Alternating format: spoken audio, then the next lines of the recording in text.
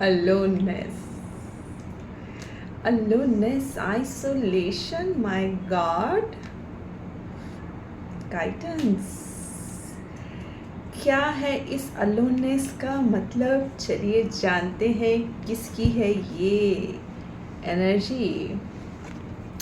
एक ऐसी एनर्जी जो दुनिया से बेखबर, अपने आप में मस्त, उसे कोई फ़र्क नहीं पड़ रहा कि उसके पीछे क्या कोई कह रहा है, क्या नहीं कह रहा है। इनफैक्ट उसे किसी से कुछ लेना देना ही नहीं है।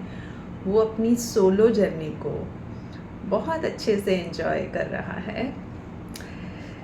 यस, एंजॉय भी कर रहा है और कहीं ना कहीं कुछ अभी भी अटका पड़ा है।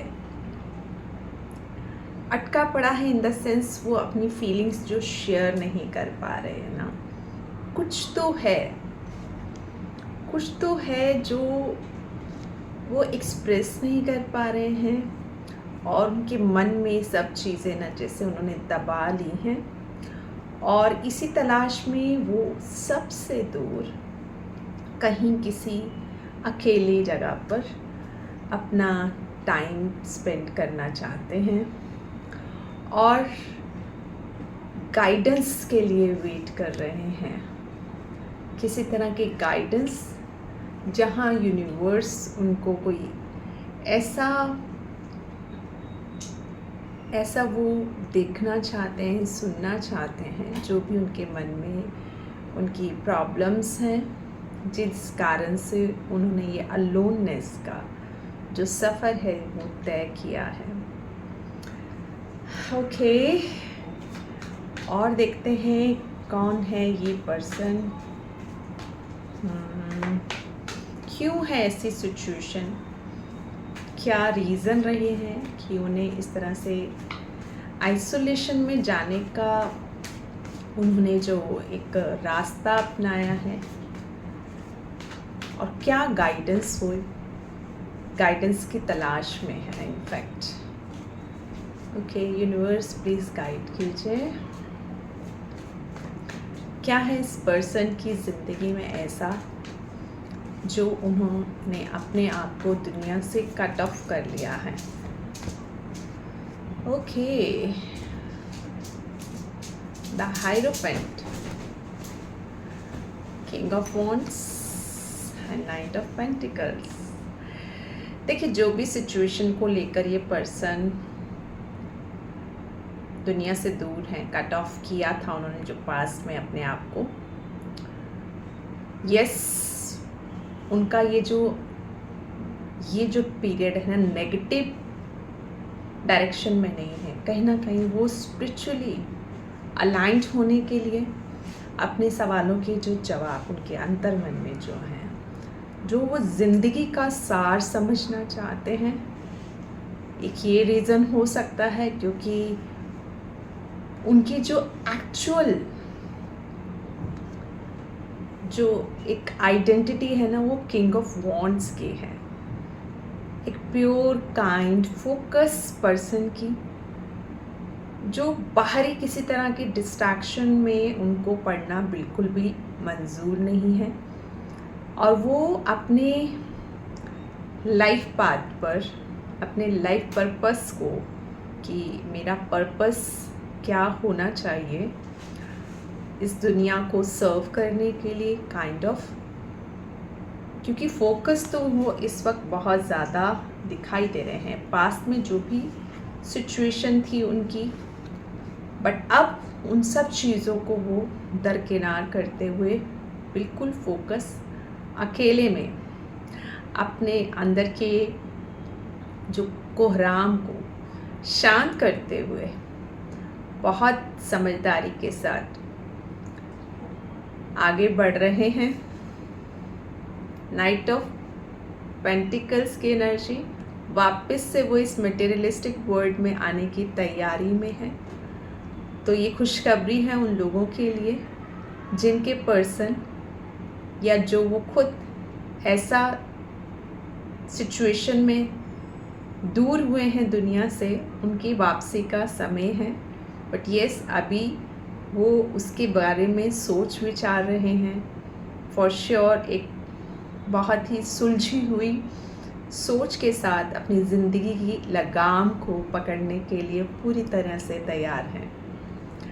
सो बहुत ही पॉजिटिव ट्रांसफॉर्मेशन होने जा रहा है कुछ लोगों की लाइफ में, और जिन तक ये रीडिंग पहुंच रहा है डेफिनेटली उनके लिए एक टर्निंग पॉइंट कह सकते हैं ज़िंदगी का, क्योंकि उनका जो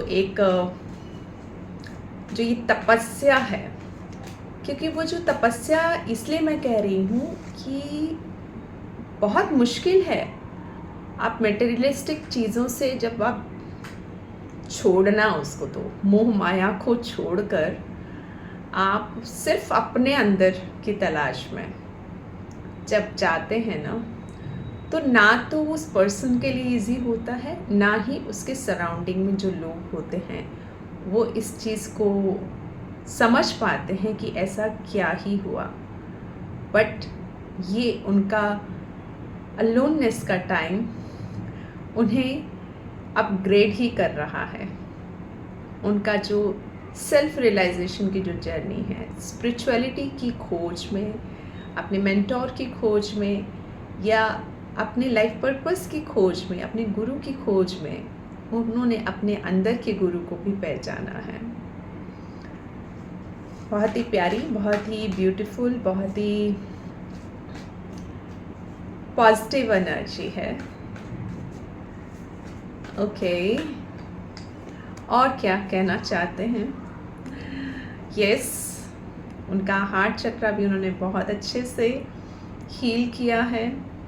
अगर आप वो पर्सन हैं तो आप समझ पा रहे होंगे कि आपने उन सब चीज़ों को लेट गो कर दिया है, और ये जो पर्सन, ये जो एनर्जी है, एक दोबारा से एक बच्चे की तरह, एक नए जन्म जैसे होता है, एक बच्चे की तरह, एक टीनेज बच्चे की तरह वापसी अपनी दुनिया में करने वाले हैं।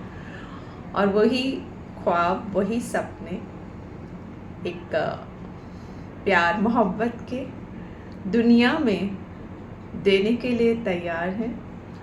लेकिन इस बार उनका कमबैक, उनका जो एक ऑरा है वो टोटली ट्रांसफॉर्म है। और शायद कुछ लोग इसको और समझ पाएंगे और कुछ लोग सोचेंगे ये कैसे हो गया। चमत्कार, चमत्कार।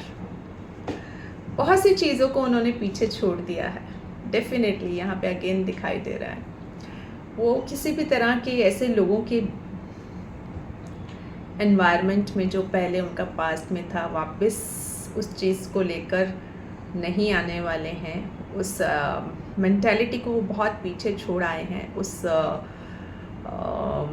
माहौल को, वो उनका जो सर्कल था, उस सर्कल में तो डेफिनेटली बिल्कुल भी नहीं वापस जाने वाले हैं। एक नई शुरुआत, एक नई उमंग, एक नई सोच के साथ, बट यस अनकंडीशनल लव के साथ वो दोबारा एंट्री कर रहे हैं, न्यू बिगनिंग करने जा रहे हैं, राइट।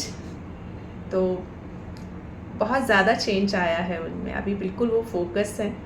नो डाउट कितने भी डिस्ट्रैक्शंस उनकी लाइफ में रहे हैं, बट नाउ ही और she very much clear about the things, क्या चीज़ें उनको अपनी लाइफ में लेनी है, क्या नहीं लेनी है, वो सब चीज़ों को वो अच्छे से, उनको पिक्चर क्लियर हो चुका है। सो यस, अगर वापसी है इस पर्सन की या आपकी, तो डेफिनेटली एक नई दुनिया आप कह सकते हैं अपनी अब शुरू करने वाले हैं। किसी भी चीज़ में एक नयापन होगा, कोई भी किसी तरह का छल कपट ना तो एक्सेप्ट करने वाले हैं ये पर्सन, ना ही किसी को अलाउ करने वाले हैं, ना ही वो ऐसा कुछ दिखाई दे रहा है। और इस एनर्जी को आगे वो बढ़ाते हुए छोटे छोटे छोटे छोटे स्टेप्स लेते हुए, अब दुनिया जो भी बोले उससे उनको कोई लेना देना नहीं है। इसीलिए परमात्मा का जो उनके ऊपर जो इस वक्त ब्लेसिंग्स हैं, जो उनकी जो उन्होंने तब किया है, अभी उनको आगे बढ़ने में, उनको ऊंचाइयां छूनी है जो उन्होंने है, ओके, साफ दिखाई दे रही है, उसकी तरफ बहुत खूबसूरती से आगे बढ़ रहे हैं, जश्न मना रहे हैं अपने वेल विशर्स के साथ। और यस, हो सकता है कुछ लोग अभी भी उनसे शायद उनको ना समझें, बट उसकी तरफ ध्यान ना देते हुए लगातार अपनी लाइफ की जर्नी को आगे बढ़ाने जा रहे हैं। सो बहुत ही प्यारी, बहुत ही खूबसूरत है ये रीडिंग आज की। यस, अपने लव्ड वन के साथ। तो ये थी आपके लिए एक बहुत ही पॉजिटिव रीडिंग, जो पास्ट में जो भी आपकी कैसे कह सकते हैं इसको कि एक कोकून से बटरफ्लाई बनने का सफ़र इस एनर्जी ने बहुत खूबसूरती से अपनाया है और अगेन दुनिया में छा जाने के लिए तैयार हैं। तो ये थी आज की जनरल रीडिंग। आई होप आप लोग इससे रेजोनेट कर पाए होंगे। अगर हाँ तो लाइक एंड कमेंट करके ज़रूर बताइएगा और सब्सक्राइब करना मत भूलिएगा। With this, thank you so much. Have a nice day ahead. Bye bye.